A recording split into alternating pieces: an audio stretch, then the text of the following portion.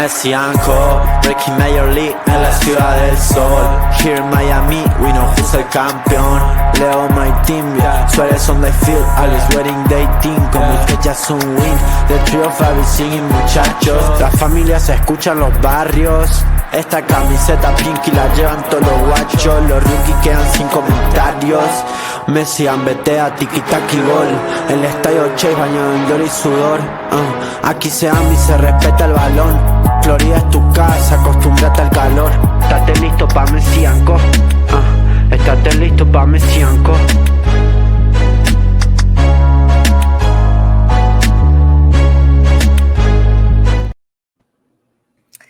Hello, everybody, and welcome to another episode of Messi & Co. Midweek edition, technically, but it's early in the week edition. I'm Ashley here, as always, with my incredible co-hosts, Gian and Matt. And, excuse me, we have what I would say was a very difficult, interesting week of Inter Miami soccer after what was obviously a blazing start. The last two matches probably not what we had envisioned would happen. A lot to talk about.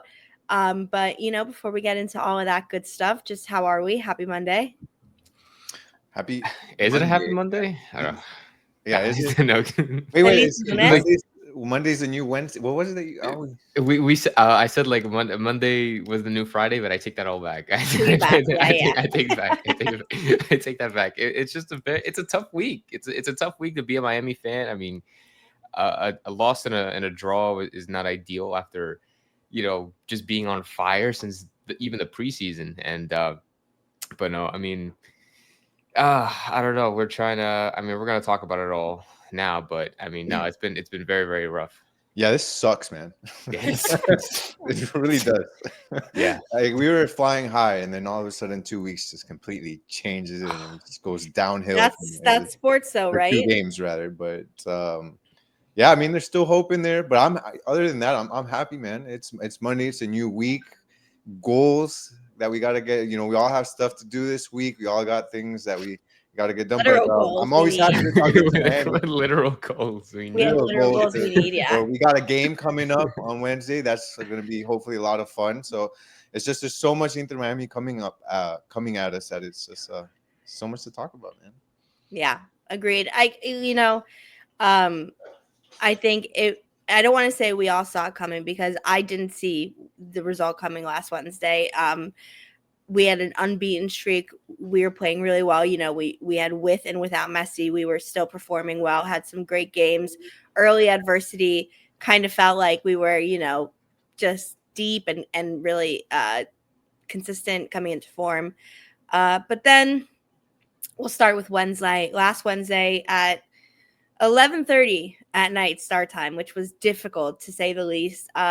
Inter Miami lost 1-0 to LAFC in the CONCACAF Champions Cup quarterfinal first round in what was absolutely a controversial match and a controversial decision that literally led to the goal. Not to say another person couldn't have scored or, the match in general. I would say Inter Miami wasn't at their best, but another instance, in my opinion, of just like this weird, we already disagree on this point, I think, a little bit, Gian, about just like what I consider to be just like an anti-Inter Miami bias this year, where I just am feeling that across all competitions, like, not MLS specific, but just in general, the referee and the officiating performances are just not giving Inter Miami any benefits of any doubt.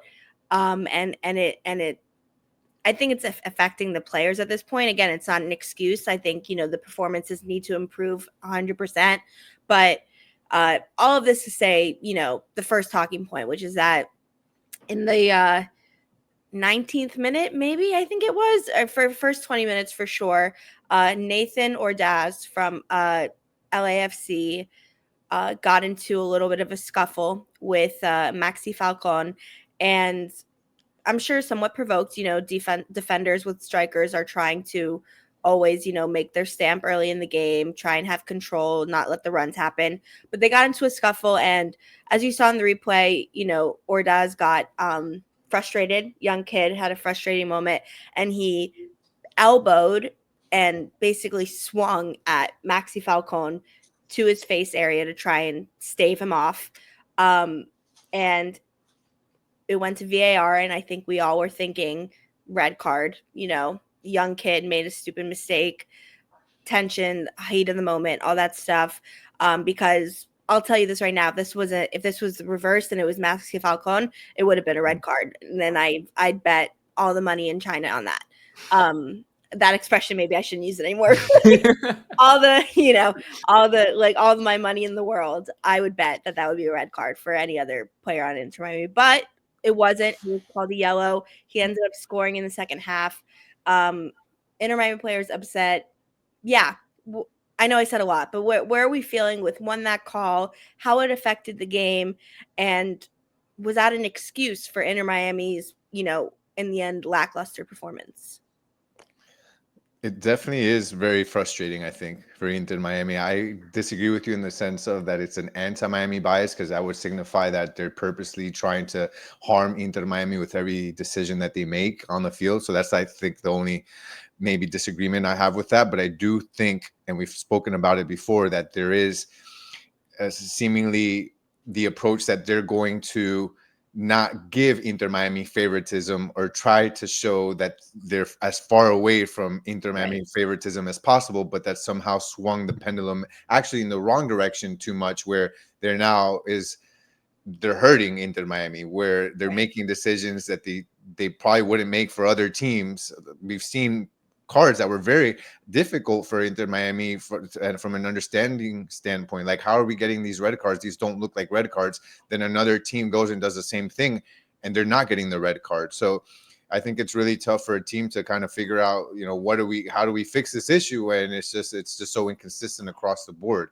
That foul with Ordaz, I mean, it looked like a 1-2 combo from Karate Kid. Like it looked like he made contact twice. Like if you Ordaz, if it doesn't work out in MLS, he has to go to UFC, because that was, it looked really good on camera. No reason. I can't believe it wasn't a red card. Yeah, I heard the new Karate Kid movie. They're still casting. Or the new Karate Kid. So it was tough. That kid shouldn't have been in the game. I'm not one to. I look, when I'm watching the game, I hate, even if it's against my or it's going to favor my team, I don't like seeing red cards, because at the end of the day, I'm watching also because I love football and I want to see a good product on the field. So I don't generally like to see those things.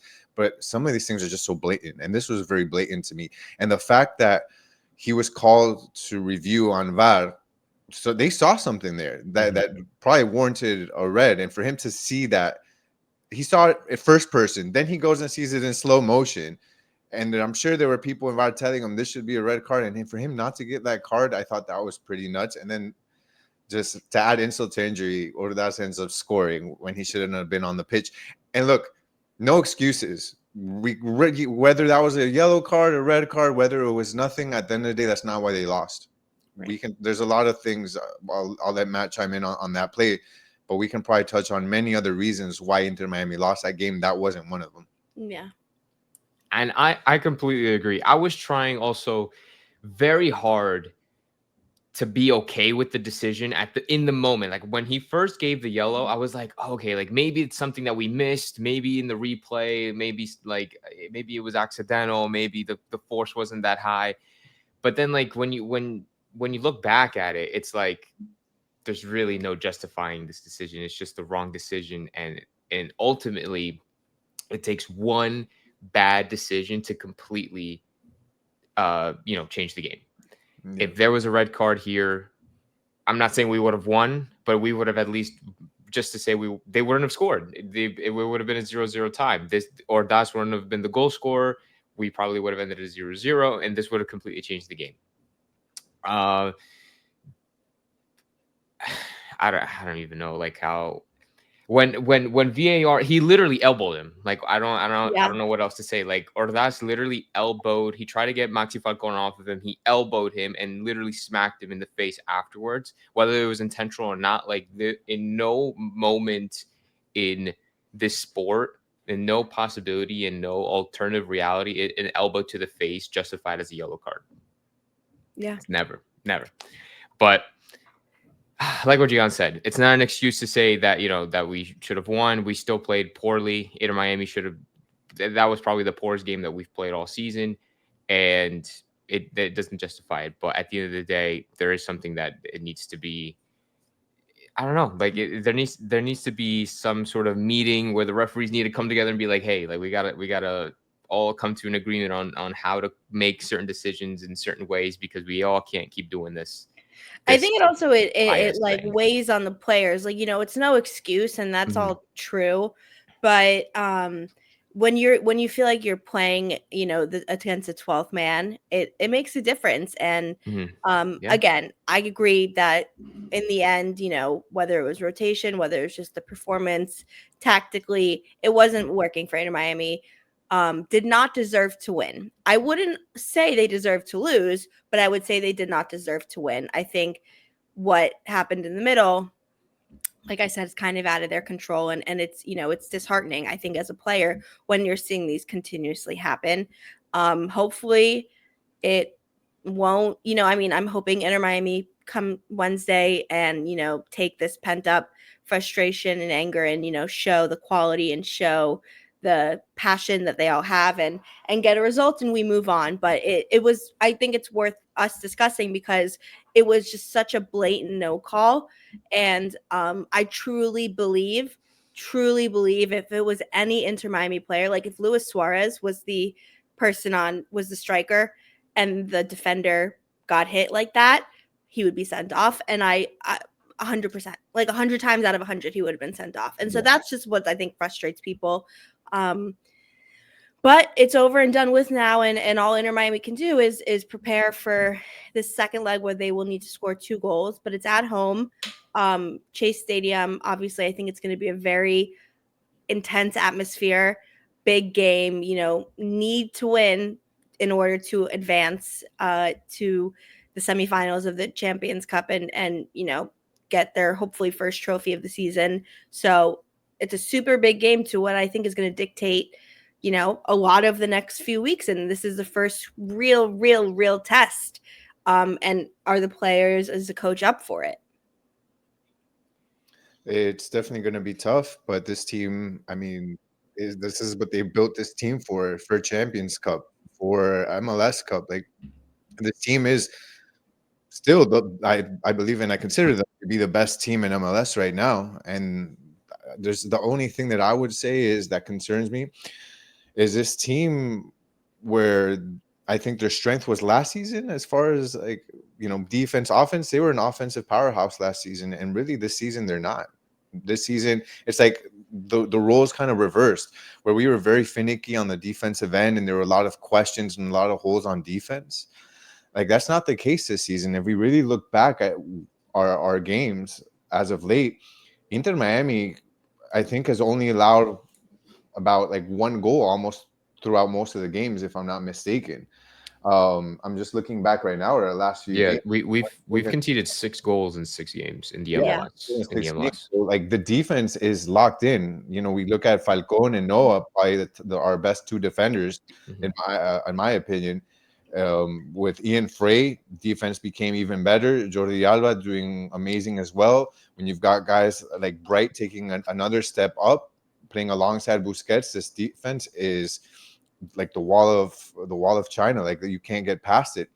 But now we look at the offense on the other side of that. It's been a different story. Like if you look at this, we scored 1 against Toronto, 0 against LAFC, 2 against Philadelphia, 2 against Atlanta, 2 against Cavalier at Chase Stadium. Where how do you only scoring 2 against Cavalier at Chase Stadium? Like we haven't scored more than 2 goals.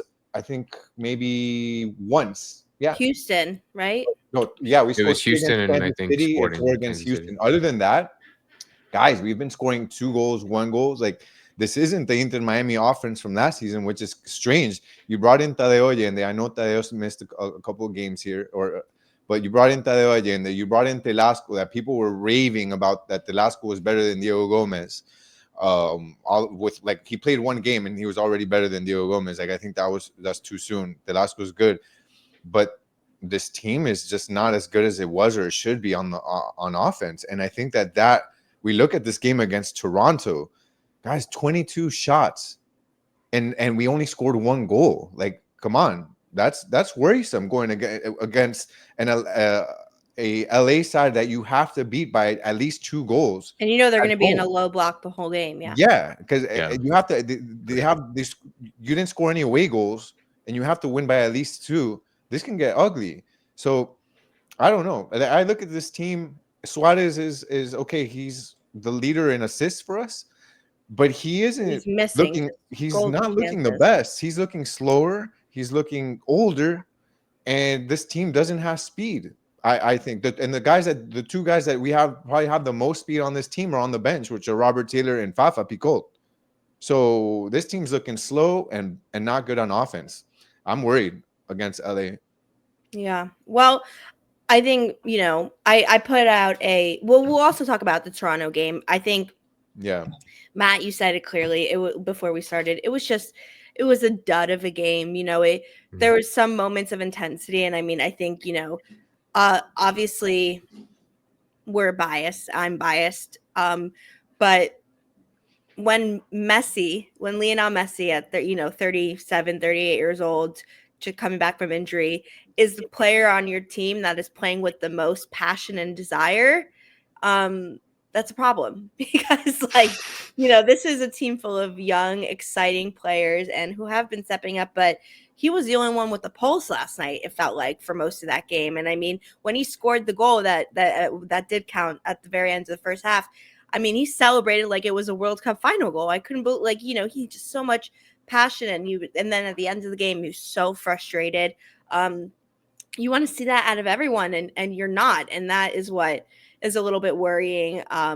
Luis Suarez it's interesting because at this exact time last year, we were having similar conversations, but the difference was he was still scoring.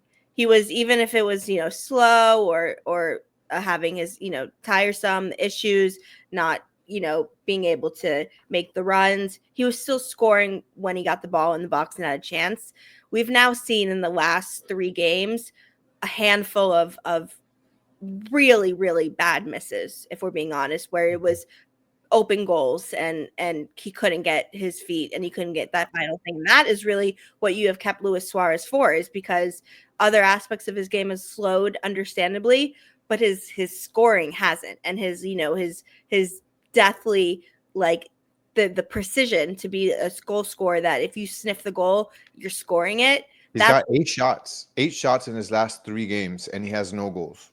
No goals. Out of And 8 2 of them were open. That's a 2 of them were crazy empty nets. statistic. 2 of them were empty nets. Yeah, 2 of them were empty nets.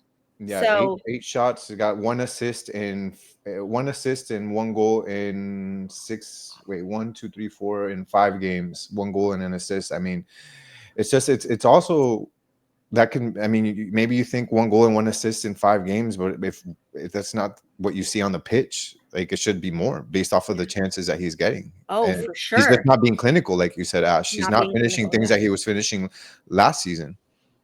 Because I think that's what makes it a little bit worse, right? Because we also hold this team to a very high standard, as we should. We have a lot of superstar players. We're one of the best, if not the best team in the MLS. So, like, that threshold is very, very high up there. So, I mean, like, probably in any other team, it would be okay. But I think with the opportunities that have been presented to, and I'm not a person that, I don't like the Luis Suarez hate. I don't like, blaming or like saying that he's old, his knees are out, his whatever, because at the end of the day, he's one of the best strikers in probably his generation and our generation. Yeah. But then at the end of the day, he's had a lot. Like, he has had a lot of opportunities in front of that net, especially yesterday and Wednesday against LAFC, where he would just blatantly miss weak shots, inaccurate shots. It's off his footing. Like he would be caught off his footing most of the time. It's like that's not the Luis Suarez that we're used to seeing. And so that's what gets me worried, is that I don't know, that we're in this funk where I don't know what happened. I don't know what shifted between, like 3-4 games ago and now, but something's happened where we're not seeing Suarez being the Suarez that we're normally seeing. We're not seeing the Velasco Segovia that we're used to seeing. We're not used to seeing any of these guys. The only guys that we're seeing on the field that are playing proper football right now is Messi, Busi, and Jordi. Those are the only 3 guys that are playing football right now. Yeah. No, yeah, it was agreed. I think Segovia has had a drop, and again, he's very young. I think he's 20 years old, right? He's first MLS season. He started with such a bang. He was I think hot. what you said, I agree with. Like, okay, I think there's a difference between, coming down on a player difficult or just criticizing the things that need to be criticized, because that's what we do, right? We're here to report on that type of stuff. And when the Yep. player does well, you got to give him the praise. And when he doesn't do good, you got to criticize with respect. And I think that with Luis Suarez, 100%, he is a guy that is a historic figure. He has been come up huge for Inter Miami many times, but he is in a slump. And I think all players go through slumps. But the difficult part is here, his slump, I think, is affecting Inter Miami more, because where's Inter Miami having the most issues right now? It's not in the defense, right? It's scoring. They're Yeah. and this season is still so early. I think that, okay, whatever, a player can get through a slump. We're not telling you to bench him, but you also, it's not just about the MLS season. You have Champions Cup. Champions Cup is not, you're in or out. And right now, you didn't score on the first leg, and you've got to come back and score two. That's where the criticism comes from. That's where the worry comes from. This guy's in a slump, not at the best time, not in Champions Cup. And the worrisome part is you got Tadeo Allende. We're yet to see if he's going to be available. He's the other guy that can take the scoring from Luis Suarez. But then also you have Ale Novando, who's 18 years old. How much pressure can you put on the kid? Yeah. He just came in against who I thought Toronto. yesterday put a lot of positive. I got a lot of positives out of him last night for sure. A lot of excitement. Yeah, but it's just he's so young too. You can't be like, oh, Suarez is not doing good. Oh, Ale Novando's got like the quick cure-all solution. That's not realistic either. Well, hopefully, fingers crossed, he's gonna do amazing for us. But you can't put all of that on an 18-year-old kid. So really, what is the solution for this? It's gonna be up to Macherano to figure out what he's got to do, what he's got to tinker with, and really up to Luis Suarez to get back to his goal-scoring form. Yeah, agreed. I think right now, I said it yesterday too, Gian. I'm like, Luis Suarez is in his own head bad right now. And I mean, it happens to strikers all the time. But to your point, if this was just a regular early season, he's done so much for the game, obviously has his moments. Like it's okay. We'll figure it out. We have a lot of season to go. But this is now knockout, Champions Cup, where you cannot make that kind of, you don't have that flexibility. But I believe in Luis Suarez and Messi enough that I think they will turn it on to as much as they can on Wednesday. And now it's just going to be a matter of, can everyone else get there with him? I think I'm hoping if Tadeo Allende is not available because of injury, I really hope Fafa gets to start, because even though in the second half yesterday, I know he had a couple, couldn't get that final ball or whatever the case may be, he offers, in my opinion, so much pace and creativity, and worries the defense. Like, I felt like Robert Taylor was a non-factor in the first half yesterday. I think Fafa creates danger more, and that's what you need. It's a numbers game. Even though it took 22 and only got one goal yesterday, if we're from minute one having that pace and that nervousness, right, for the defense, that's when you hope to see the goals start to go in and the moments start to happen. I thought yesterday also, I thought Lujan and Aviles were fine in coming in, and I thought they did a good job. To your point, Gian, I really do not think defense is the issue. I think it's that front six creative, and I wouldn't even consider, whether it's a Redondo or a Bright, like I wouldn't consider that part. Like those five, right? Your three attacking players, and then Busquets and Segovia are the ones where like that. Those five have to be able to be creating more, and it's just a matter of if they will.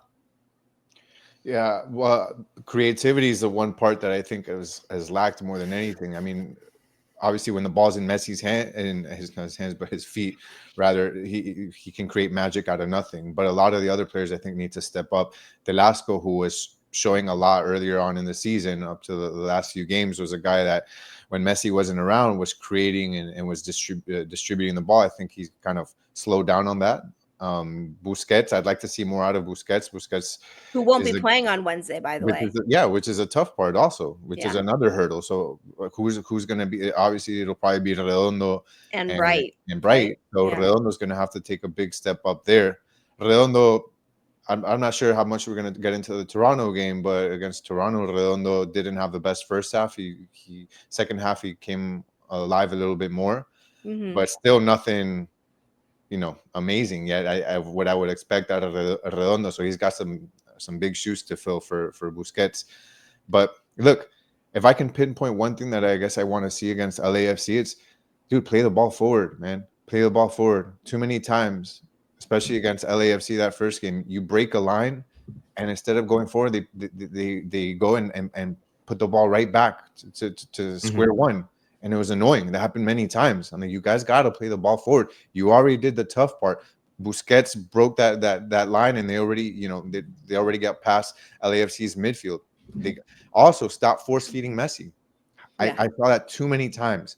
Messi, the ball to Messi was not the best play. It was not. And then they just completely tear. So I think those are probably the two things I want to see: is break a line, play it forward, don't force the ball to Messi, and this team will probably look a bit better than they did.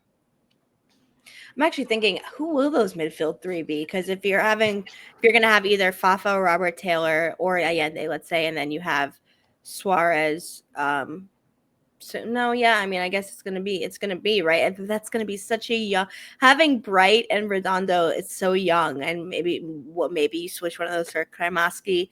It's tough. It's gonna be a really, really big battle that Inter Miami are gonna have to win early with that midfield. Yeah, no, I agree, and I'm trying to think. I'm trying to think of another way, but this is the team. Like, this is our team, and if we compare it with the first leg, and even against Toronto, we have to not be so sloppy. We have to be precise with every movement, every action that we take. We need to be able to adapt to the situation. This was an LAFC team that were quite literally playing so narrow, so tight. Like their formation literally looked like a straight line at certain times, depending on like what time of the game that you saw it. They were forcing us out wide, and we didn't take it a single time. That's something that has to change going into Wednesday. We need to be able to adapt to what the game presents. If they want us to, if we can spread them out, let's spread them out, and then we'll look for half spaces. If we need to control the game, control the midfield, let's control, like, I don't know, like, whatever. We need more adaptability, and like not force it into. That's where you need speed from either like from Fafa, for example. That's where Fafa is supposed to come in. We don't have speed going down the flanks. Like Ian Frey is great, but he's not the fastest. And on top of that, the way he plays, he's not. Jordi Alba is the back that goes all the way up. The other three always stay behind, so we don't even have an attack on that side. Yeah, talk about that. Telasco is not fast. Suarez is not. He's the opposite of fast. Messi just takes his time, controls the ball, surveys. Who's the fast player on our team?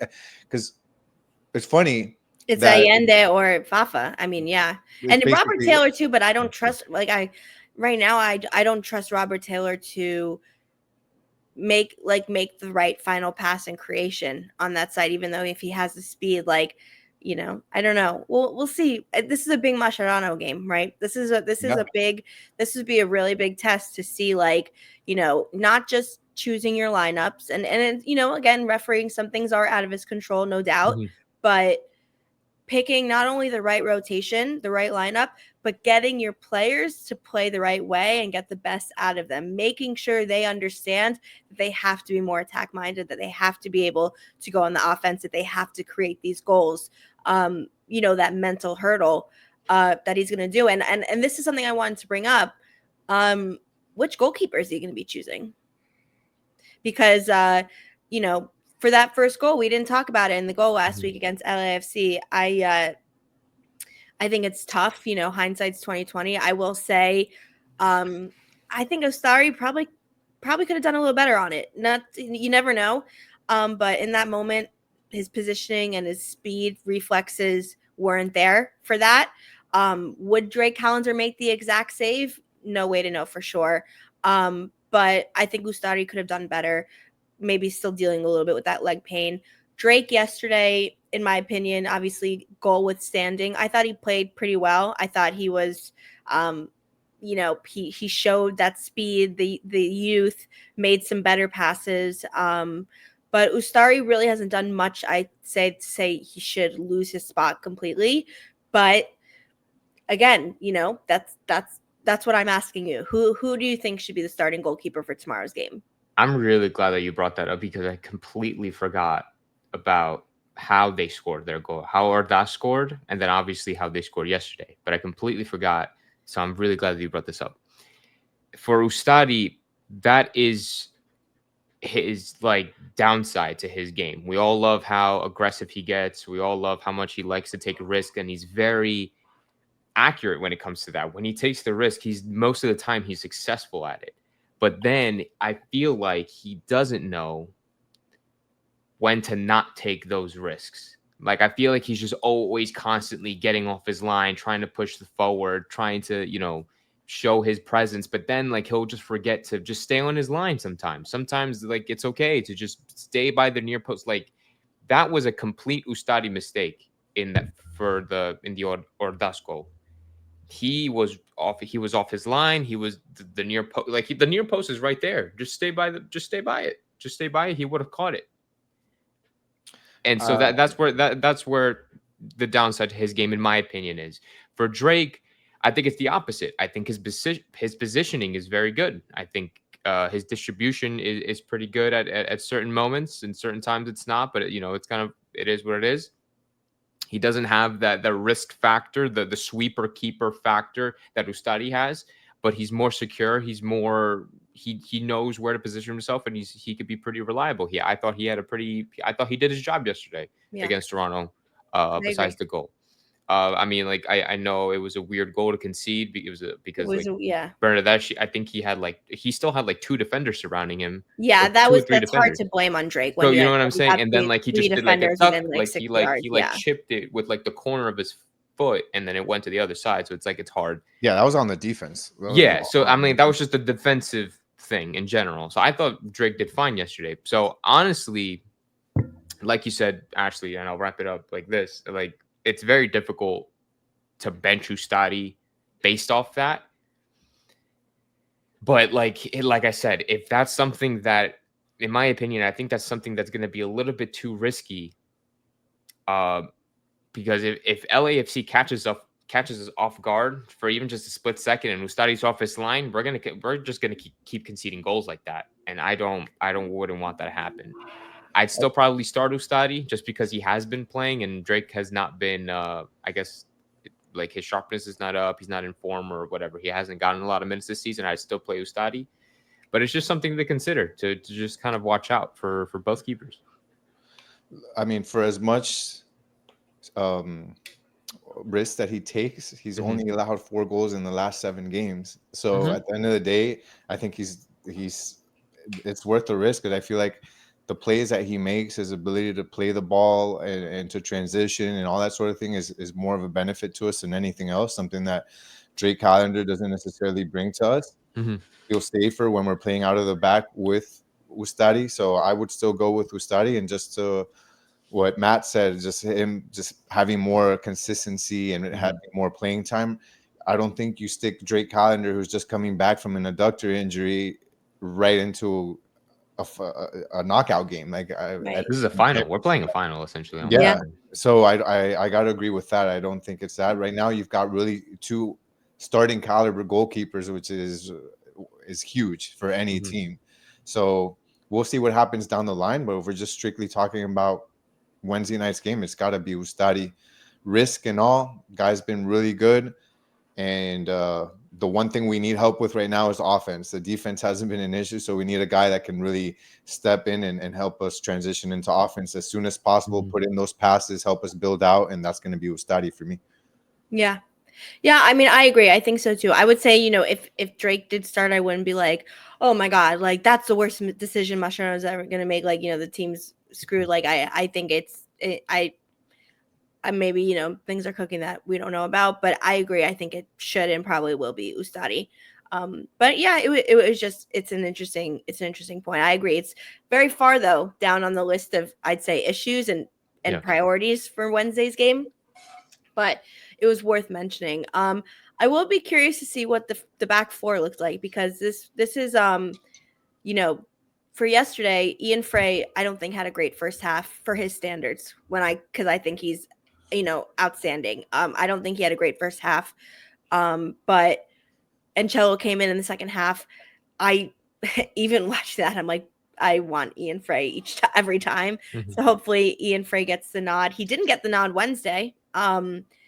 So, which was interesting. They had Lujan at right back. And so I still don't agree with that. I don't know I why don't they agree did with it that. either. Right? I Like, I think, don't know why he did that.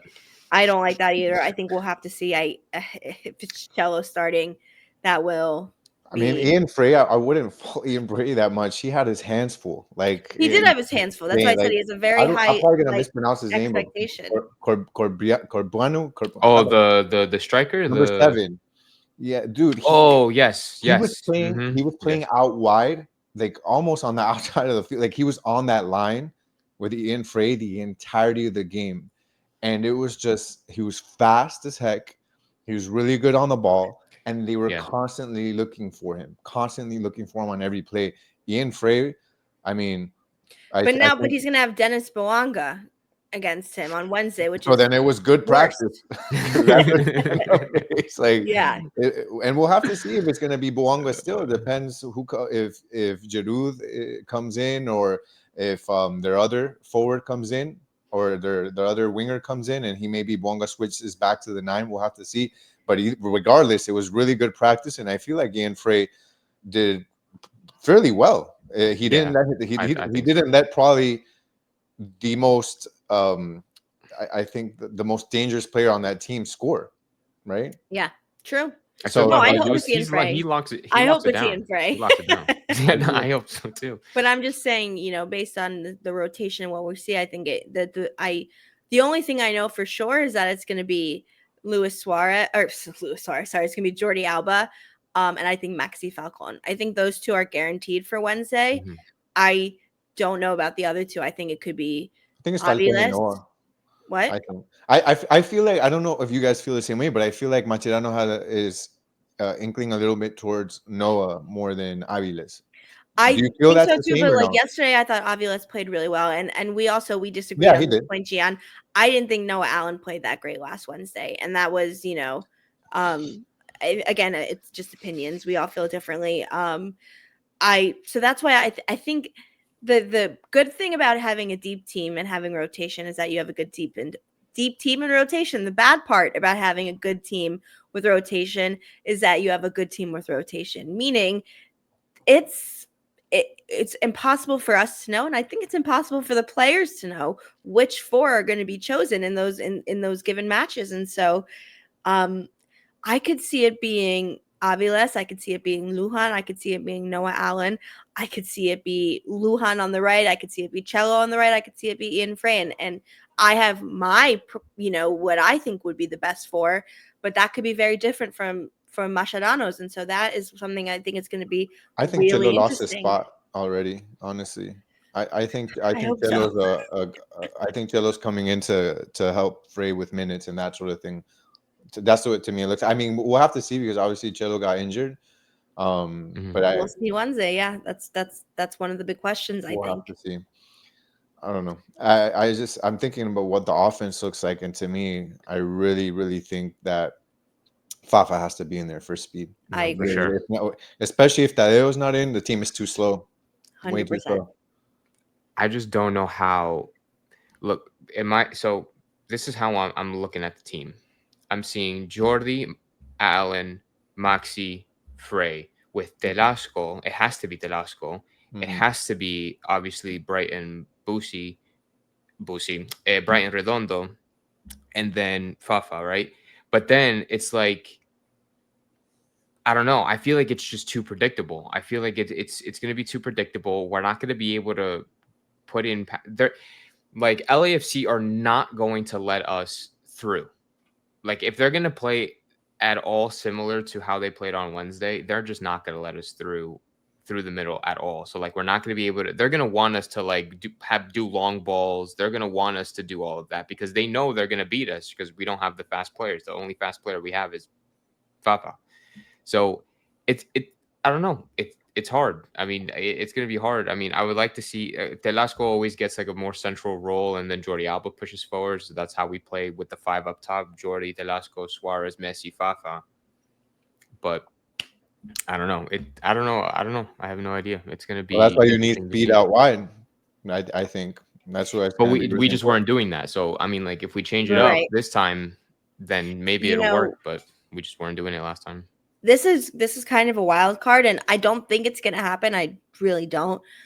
But I wouldn't be surprised if you potentially saw Kremaski start in that midfield. I wouldn't be surprised. I wouldn't be surprised because,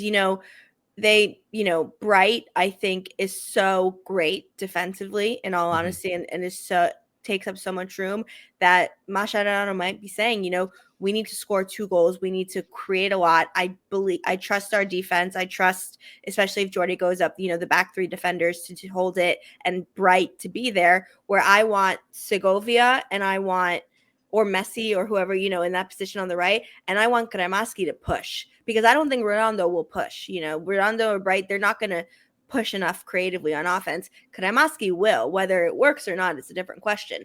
But he will. And that, will hopefully work to try and create lanes because Kremaski can score, can shoot, can put in good passes that would make LAFC have to move around, but then obviously it puts us in a very difficult position defensively where you only have really Yannick Bright as your defensive midfielder trying to sweep up everything before it gets to that defense. But I don't know. I'm just saying it wouldn't surprise me if he tried something like that. I don't know. You would see a team with Cremachi, Bright, Redondo.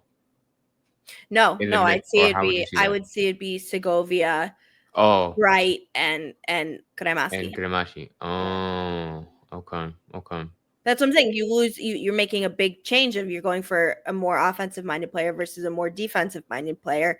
But if we're having such issues with creativity and we're having such issues with, goal scoring, it's going to be a low block. You need to have multiple lanes. You can't just, like you said, have Messi pass to Fafa and then hope that he gets across to Suarez. Like you have to have more options than that. And so, I'm just thinking of an option. That's how we were getting through to Toronto yesterday in the second half, from what I saw from my angle. Like once Fafa was subbed on, that's all they were, not all they were doing, but that's that was the majority of the play. Like they would make a pass, whether it was Messi or whoever, Boosie would make a pass into the half space, and then Fafa would just be like running out wide, and then they cross it in, and there'd be nobody there. I don't know if that's going to work against LA because they just like to play weird, scared, I guess is you could say, but it'll be interesting. I don't think it's gonna happen, but I'm just saying you never know. But I think it's a fair thing to say though, because Kremachi is somebody who can be there to press. He has that engine in him. He can run around. He'll have that stamina and he can endurance create. He can to create just run good. back and He forth can like make that. good assists. He has good vision in the box, I think. Sure. But what do you think, Gian? You think that's super far fetched? I think that I don't think LAFC is gonna necessarily park the bus. I think that they're gonna obviously be a bit more defensive, but I think that they're looking more to be a little more balanced. So you got to be careful with how many people you throw forward because I think Inter Miami, especially when they've have Alba so high, they need to make sure they got somebody or a couple of guys that can help the defense out on those quick counter attacks that LAFC can have. They've got some speed and they've got guys that can handle the ball well and can put in good passes. So I would just be careful with that. I don't think it's far fetched, but I think that Redondo, I don't think Kremaski brings that much more from. They're just two different players, but I think that you need what Redondo brings, especially if Busquets is in there, is what I'm saying. Because Yannick Bright's role with whether it's with Redondo or Busquets is going to be the same, but then you completely lose the guy that's supposed to connect the two lines, right? The defense to Right. the offense.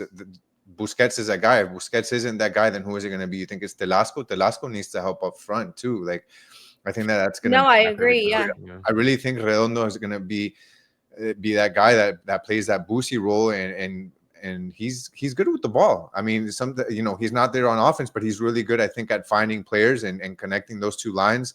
He's got good vision. He slows the game down a little bit too, just to make sure so I don't know. I don't think it's far-fetched, but I really think it's Redondo. Like, I'm like 90. Yeah, I am too. And if Busquets wasn't, had the if Busquets wasn't out for the game, it would never be a conversation about who If would be in it, right? But starts, it's over Fafa. I think. yeah, If he does. maybe. I don't know. It's going to be quite a game because I really do not know how Mascherano is going to line up in terms of which players he's going to, there's a few definites, there's a few things that are unknown. And again, this isn't just a game where we can, we have to be front-footed. We have to score twice. So it's not, it is a different game plan than the previous matches. It is. It's a game where you have to score 2 goals, and that comes with risks. And so we'll see how he plans to take those risks, right? And how does that actualize itself? You got to be careful with how risky you go, though, because of the fact that because we didn't get an away goal. That changes the game completely. Like, if we would have gotten an away goal, then you can be a bit more riskier, right? But dude, you can't be that risky where you're just gonna go full out offense and LAFC scores, God forbid, then things, man. Then it becomes, then you got to score 3 goals. You just went from having to score 2 goals to 3 goals against a team that you didn't even score 1 goal against with this offense that doesn't look that good as of the last 2 games. And we'll see if you even have Tadeo. Like, that's a tall order to ask for a team to score 3 goals on LAFC. So I think that I think he's gonna go. If I could guess what Mascherano does, I think he goes in with a semi like safe route where he's just gonna have Messi, Suarez. We'll see if he has Tadeo. If not, he'll have Kremaski maybe over Fafa. And then if things aren't going the right way, minute 60, all guns are blazing. That's what's gonna happen.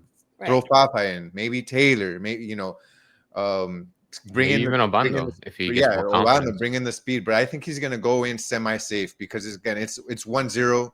You can't let them score a goal. You need to have 2 guys helping out the 3 quote unquote center backs when we're on offense. Like, right. you can't. So I think it's safe, and then all guns blazing in minute 60 or so if nothing happens. Yeah. I don't disagree. I think it'll be interesting. Again, it really will, because you can't be 100% sure either way how it's going to go. We can think, but we don't know yet. I mean, the positive you can take out of this is that it'll be unexpected for LAFC, I guess, in a way, right? Like, they won't know what's coming. For us, it'll be unexpected for them, for sure. They won't know what's coming. And LAFC are also coming off a loss against Houston. They played Houston. They lost 1-0. We demolished. Yeah. Yeah. So agreed. Well, I just envision a world where Tata calls Mascherano and he's like, "Have you heard of the 3-5-2? Have you heard of what was that? What was the AKA? Yeah, what was that? I forgot who that was anymore. Oh, that was Aviles, Christoph, and Alan. I think Alan. Yeah. That was back in the days. Back in the day, that's what we called it. Yeah, that's funny. Anyways, this is what we live for as sports fans. I mean, I think we all wish this was an easier one where we had maybe gotten the lead or at the very minimum tied last week, so this game wouldn't be as stressful, but that's live sports, and that's what makes it so great. And so I wanted to bring something up, actually, because I feel like we're probably coming down to the end of this episode, but I wanted to bring something that I've been thinking about lately, and I really want to get your guys' input, and I think those that are listening would probably be, this could be kind of controversial in some parts or whatever. But okay, for me, this team was built for this moment. They were built not to win another supporter shield or to be awarded a supporter shield. This team wasn't built for a Leagues Cup. This team wasn't built for a Mundial de Clubes, because let's be realistic, while it would be beautiful to win it, I mean, you have teams like Real Madrid in there. This team was built to win an MLS Cup and to win Champions Cup. That's what this team was built for. If they get eliminated against LAFC and they don't move forward and they don't win the Champions Cup, is the only way that this season would be seen as successful if they win an MLS Cup? Is that the only way that this or is Champions Cup already? There's no way to kind of salvage this season. And one more point before you guys answer. Winning a supporter shield and winning League Cup, to me, is a failure if you don't win at least MLS Cup or Champions Cup. Go. I agree. I half agree. I think if you need to win one of them. I think like obviously if we don't win the Champions Cup, if we get eliminated, I'd be incredibly disappointed, and I'd say this team has a lot of work to do and has to really figure it out. But and if that happens and they win the MLS Cup, then I still think a successful season each season we're building. If they win neither, I think huge disappointment, huge problems, needs to have even more off-season changes. Huge failure. I agree. It's a failure. If we don't win either of those tournaments, I think it's a failure. I agree, you know, playing against Real Madrid and Bayern, like, okay, we probably won't win that one. But yeah, I think that's fair to say at this point with these players and this depth. I mean, this is season 3 for Suarez and Messi and Busquets and et cetera. And they're still playing at a high enough level where they need to get one of the big two for sure. Yeah. And I'm just asking this because, Matt, before you answer, just to add to how important I think that this game is, and that we probably all believe this game is on Wednesday, is why I'm presenting this. I completely agree. If we crash out of the Champions Cup, like that is terrible, because this pathway that we've been given to reach the Champions Cup final, I feel like it's just been like given to us on a platter. Like it's been so, I don't want to say easy, but like it's been very manageable, very winnable to just go through. I mean, we had Sporting Kansas City, we had Cavalier. LAFC is probably the toughest opponent that we have until the final. Yeah. And for us to crash out in this manner, not playing like the Inter Miami that we're known to be, is an absolute failure. If we lose here, we win MLS Cup, I think it's a good season because I think it'll be great. I think it'll be fantastic because we won MLS Cup. And then we'll work out for Champions Cup next year. If we crash out of both, that is an ultimate failure. It's not, I was going to say disappointment, but it's like worse than disappointment. It's like that's just it's unacceptable. It's unacceptable to crash out of both. But I believe in this team, actually. I believe in this team much more than I believed in last year's team. Yeah. No, oh, absolutely. No, definitely. That's what, that's why we have so high expectations of winning both, because we have significantly improved in quality of players since last year, which is not something that a lot of teams or any team can say in the MLS. And so that's why we have this high expectation. That's why we're expected to win both. If we don't win both or either, and we only win, or let's say we win like the Supporter Shield again or League Cup again, I think it's very or even both. Or even both. I think it's very bittersweet. Like, sure, I'll be happy because it's a trophy, but like I'll still be like, but it's not MLS Cup. Like, it's not. Yeah, and I agree that this team can go all the way. They should go all the way, and that's why this game on Wednesday is just so important. It's this season. I'm excited for it. Honestly, riding on it. Yeah, nervous but excited. It is going to be a great game. I think it'll be a really good game, and this would prepare, because this is a huge challenge for Inter Miami. It's a big challenge. Yeah. If they're able to get this through, it just primes them even more to be ready to just get to the final. Like, this is a huge game for them. Huge. No, great. This is big. You know, we've had adversity early. This is adversity, and this is like championship DVD. I feel like that's probably an American term that I don't know. They know as much from some of our audience, but like, in NFL and football, like for teams that win the Super Bowl, they're always like, what was that moment in the season that had them all rally and become what would then become the champions, right? Like, like, what's the start of the championship DVD? This is the start of the championship DVD for Inter Miami. Wednesday's match is the start. And man, I'm excited. So with that being said, let us give our predictions. And We just not necessarily lineup, because I think we all talked enough about what we Yeah. think the lineups could or couldn't be. A little bit of options there. But score predictions, and then please in the comments let us know your score predictions too. I'll start if you guys are okay with that. Please. Of course. 3-1 Inter Miami. Oh my god. I think 3-1. Inter Miami are going to win this game, and they are going to show that championship DVD mindset. That's going to be my phrase for the season, because honestly, and I truly mean this, seeing how animated Messi was last night, and how he was so elated when he scored, and he was so angry when the game ended, that gives me a feeling, like the pit in my stomach, where I'm like, he has expectations of greatness this season. He wants it. He's built it. He's ready for it. And that will trickle down on this team, and knowing the stakes and knowing the depth and what we have available, I think they'll do it on home soil. I think they'll do it. And so I think they're going to win, and I think they're going to obviously score at least 2 more goals, but they're going to win. You completely stole my prediction. 3-1. That I was gonna predict 3-1. I thought it was gonna. I'm like, I have like this Cinderella story in my head. It's not like a Cinderella story, but it's just like, it's very dramatic. This dramatic story ending in my head where, we're down. We're going into the game in our home soil. We're down 1-0.